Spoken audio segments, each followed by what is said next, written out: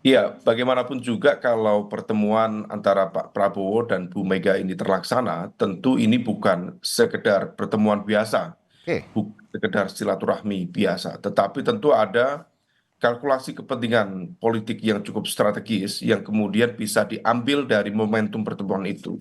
Setidaknya pertemuan antara Pak Prabowo dan juga Bu Mega itu berpotensi menjadi jembatan yang bisa melancarkan transisi kepemimpinan, transisi kekuasaan dari Pak Jokowi kepada Pak Prabowo. Karena bagaimanapun juga positioning dari PDIP yang saat ini tampaknya belum cukup clear untuk mengambil sikap apakah akan menjadi bagian dari pemerintahan ataukah akan secara tegas mengambil sikap sebagai kekuatan oposisi, maka di situ menjadi sebuah momentum dan juga peluang bagi Pak Prabowo sebagai the newly elected president hmm, untuk bernegosiasi dengan semua komponen, apalagi dengan PDIP sebagai partai pemenang di pemilu pada 2024 yang lalu. Nah, tetapi juga di saat yang lain kita juga bisa saja secara politik praktis mencermati ini, memaknai ini sebagai sebuah momentum untuk menghadirkan balance of power.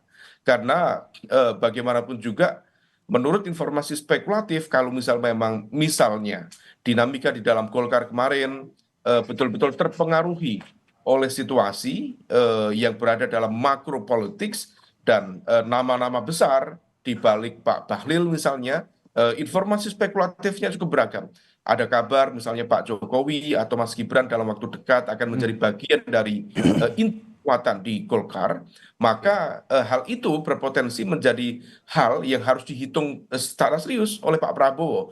Karena Golkar adalah kekuatan terbesar di Koalisi Indonesia Maju, maka yang bisa dilakukan adalah menciptakan perimbangan kekuatan.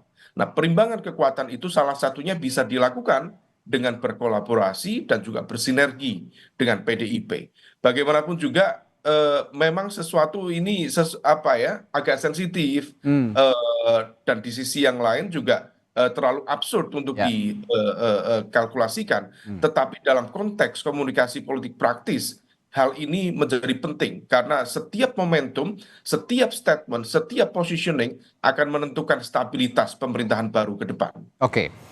Kalau dalam posisi saat ini saya menganalogikan bahwa Prabowo Gibran ini berada di posisi runway taxi di bandara begitu ya, dengan Prabowo sebagai pilot dan Gibran Rakabuming Raka sebagai co-pilot. Dan proses taxi ini sebelum take off menuju pemerintahan 5 tahun ke depan, eh, Prabowo Gibran sebagai pilot co-pilot berkomunikasi dengan air traffic control di bandara begitu. Nah, sebenarnya komunikasi yang baik, yang ideal untuk Prabowo Gibran bisa take off dengan mulus begitu pada 5 tahun ke depan.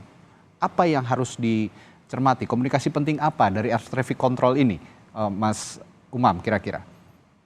Iya, kalau dari sisi komunikasi politik di dalam pemerintahan baru, transisi kekuasaan di berbagai kesempatan, saya pikir studi-studi tentang konteks transitional government Hmm, itu seringkali meng-highlight tentang isu political instability. Nah, maka yang menjadi concern utama dalam konteks itu yang perlu diselesaikan adalah menyelesaikan berbagai potensi instabilitas politik yang ada. Instabilitas politik bisa dari internal koalisi yang barangkali memang tidak disiplin atau dari elemen kekuatan eksternal. Kalau misal per hari ini partai-partai yang berada di Senayan yang akan lolos di Senayan per 1 Oktober nanti, maka the only one yang berada di posisi belum clear adalah PDIP. Nah, maka komunikasi tadi dengan petugas yang kemudian berpengaruh besar ya dalam konteks makro politik yang tadi disampaikan, ya, maka menjadi sangat strategis untuk dilakukan. Meskipun menurut informasi spekulatif, komunikasi itu juga sebenarnya sudah dilakukan. Info yang kami terima misalnya, tersebar informasi, misalnya ketika kemudian kemarin revisi Undang-Undang Pilkada, itu sudah ada komunikasi antara Pak Prabowo dengan Bu Mega. hmm, Eh, Hal itu sudah dilakukan, meskipun kita tidak tahu persis apakah face to face ataukah at least by telepon. oke. Nah, oleh karena itu, ini menjadi sebuah sinyalemen yang positif dalam konteks upaya menciptakan stabilitas politik bagi kelancaran pemerintahan baru, tetapi di dalam konteks politik praktis, barangkali ini juga bisa menjadi sebuah wake up call. Barangkali kalau misal kemudian ada situasi yang kurang apa ya, kurang stabil atau kurang pas, maka ini bisa menjadi perimbangan yang tadi kemudian disampaikan. Karena per hari ini Pak Prabowo dengan Bu Mega memang tidak ada masalah Ya, secara komunikasi politik, tidak ada sebuah political resistance secara prinsipil. Tetapi diakui atau tidak, memang ada kendala komunikasi per hari ini antara Bu Mega, PDIP, dengan Pak Jokowi. Nah, maka kalau misal kemudian ada situasi yang kemudian seolah menyiratkan makna informasi yang mana Pak Jokowi barangkali dengan kekuatan baru di Golkar, dengan jaringan kekuatannya berpotensi kemudian mendrive lebih kuat di pemerintahan baru, maka koalisi dalam konteks ini kebersamaan antara Pak Prabowo dan juga Bu Mega bisa dimaknai sebagai sebuah political warning, oke. dalam konteks supaya perimbangan tadi tetap terjadi, tidak ada yang mendominasi dan juga tidak ada kekuatan yang mengkooptasi sebuah proses kekuasaan baru yang akan berjalan. Oke.